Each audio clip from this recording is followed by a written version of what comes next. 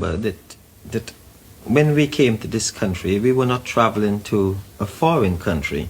I was taught when I was a young man that my country, Trinidad, was an extension of this one. We were weaned on the concept of the empire. When I was a young boy, I stood in 90 degrees of sun day after day and sang all kind of silly things like God Save the Queen, Land of Hope and Glory, Britannia Rule the Waves, with the greatest of fervor, and believed every word of it. To come here and discover that not only wasn't I not traveling to the capital of the whole thing, which we were led to believe was so, but in actual fact we weren't wanted, has been a very shattering blow. Many people in this country who think that we are very hateful are so wrong. You see, this is the great mystery. When you came here, you say you found you weren't wanted. Why then did you stay? Why did you choose to stay here? This was the heartland of the whole thing, and one hoped, against hope, that what one saw was not right.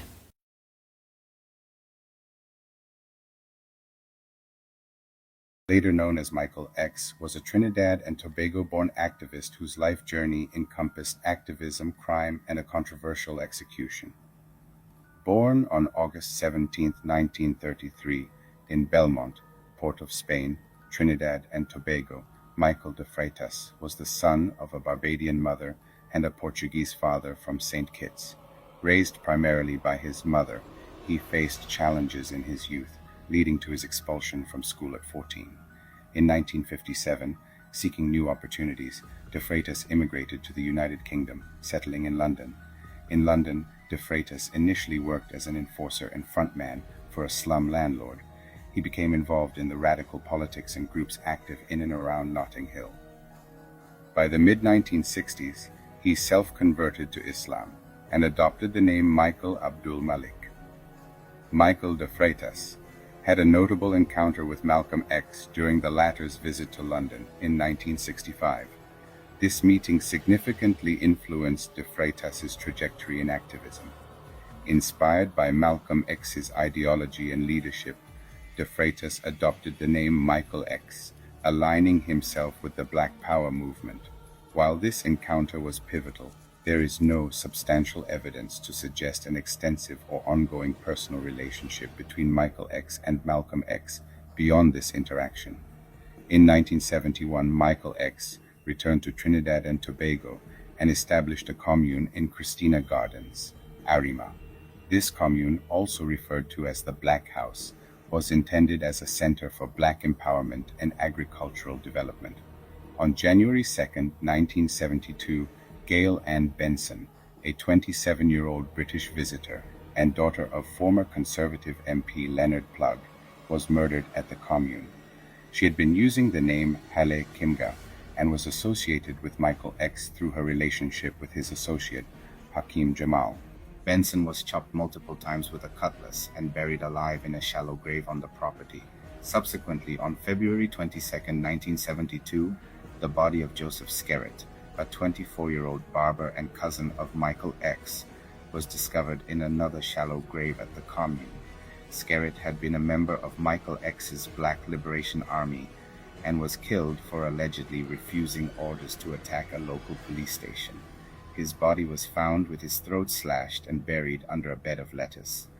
At the time of the discoveries, Michael X and his family were in Guyana, having left Trinidad after receiving an eviction notice for the commune property. Following the issuance of arrest warrants, he was captured in Guyana and extradited to Trinidad, where he was charged with the murder of Joseph Skerritt. Although also charged with Benson's murder, he was never tried for this crime.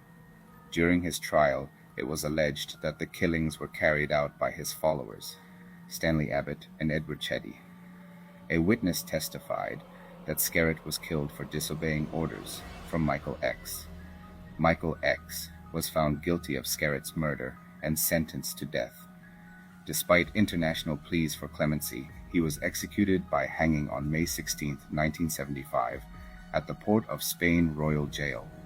Michael X's life has been the subject of various books and articles, reflecting on his complex legacy as both a civil rights activist and a convicted murderer.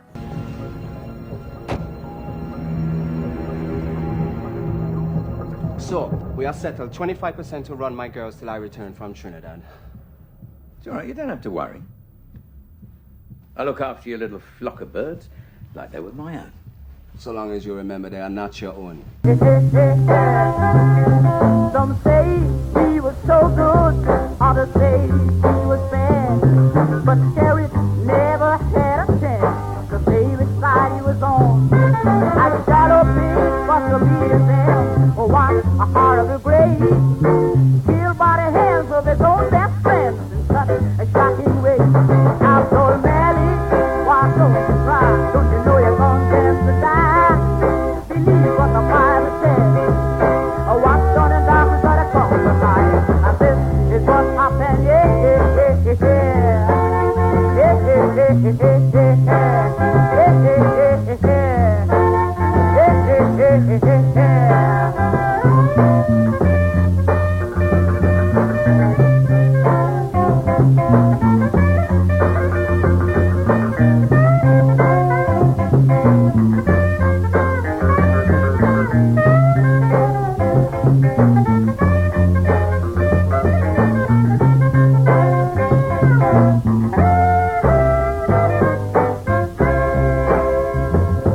While Malik was having fun down in Guyana, Sheriff and Joe and Spotty was dug up in a reamer, buried in his garden wall in less than a 6-foot grave.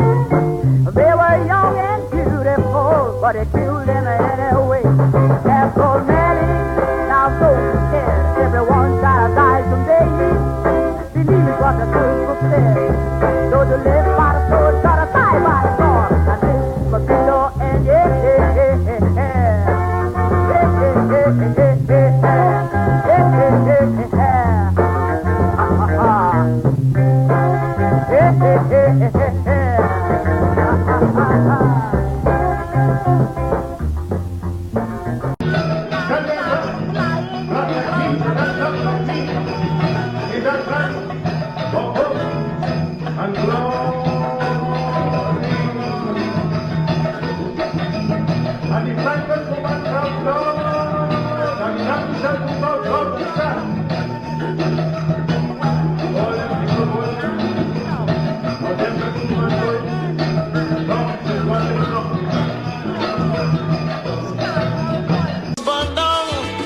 But he gone Guyana, they say he gone on a vacation.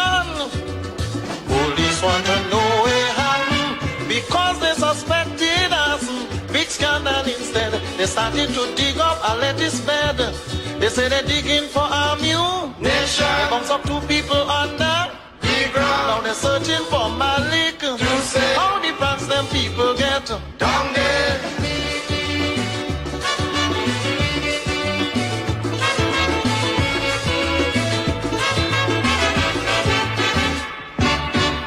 They're searching for Malik. Police get a tip. They didn't know it was a trick. They say he gone on a hunting trip. Shave off his mustache and in bed and had the police bad so he stayed in the same hotel with the police. They didn't know was here. Now his wife start prattling. Malik is 10 jumps ahead of the police. For the next jump, Malik was deported from Guyana on the personal orders of the Prime Minister, Forbes Burnham.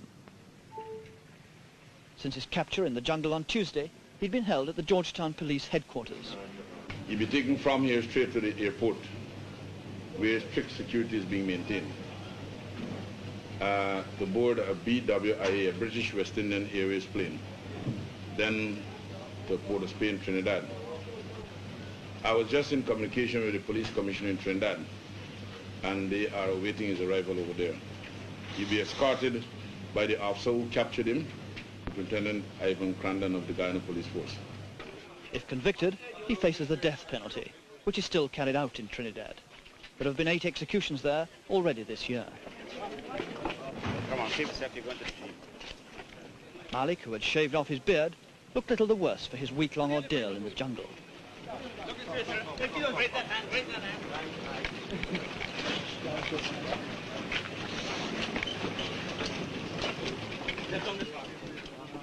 Vincent Crandon, who served with Montgomery in the 8th Army, led the squad that finally caught Malik. He described his capture. Well, he was resting on a makeshift cot under a shed near to a coal pit. It was just about before dawn, so we waited until it was clear enough to speak to him, then I aroused. He was asleep, was he? Yes, he was. And then what happened? Well, when he woke up, the picture perhaps did not meet with his approval. He saw so many strange bits of steel around. So he thought that there was no need for all the fuss. I told him, well, there would be no need if he just come along, and he did so. That's all. And didn't offer any sort of